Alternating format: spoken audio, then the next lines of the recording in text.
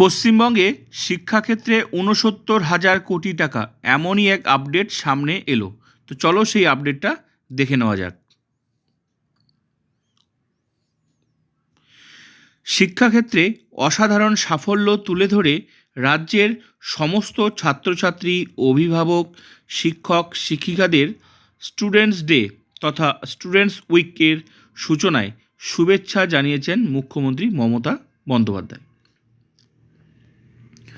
বৃহস্পতিবার সমাজ মাধ্যমে প্রকাশ করা বার্তায় মুখ্যমন্ত্রী বলেন, আমি গর্ব করে বলতে পারি, আমাদের মতো করে বাংলার ছাত্রছাত্রীদের কথা আগে কেউ কখনো ভাবেনি।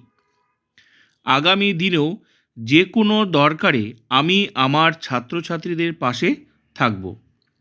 মুখ্যমন্ত্রী জানান, পড়ুয়াদের সুযোগ সুবিধার পাশাপাশি শিক্ষা পরিকাঠামো উন্নয়নে রাজ্য সরকার ৬৯,০০০ কোটি টাকা খরচ করেছে। বিভিন্ন প্রকল্পে রাজ্যের ছাত্রছাত্রীরা সব মিলিয়ে ২৭.৪৬ কোটিরও বেশি সুযোগ সুবিধা পেয়েছে।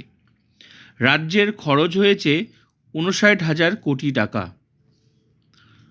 ফলস্বরূপ রাজ্যে গত ২ বছর ধরে কোনো স্কুল ছুট নেই বলে জানিয়েছেন মুখ্যমন্ত্রী। এদিন মুখ্যমন্ত্রী জানান, ২০২২ সাল থেকে বছরের প্রথম দিনটিকে স্টুডেন্ট ডে হিসেবে এবং বছরের প্রথম সপ্তাহকে স্টুডেন্টস উইক হিসেবে পালন করেছে রাজ্য সরকার।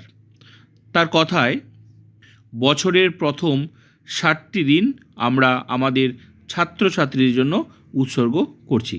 তো এমনই এক আপডেট সামনে এলো, আমি সেই আপডেট তোমাদের সামনে তুলে ধরলাম।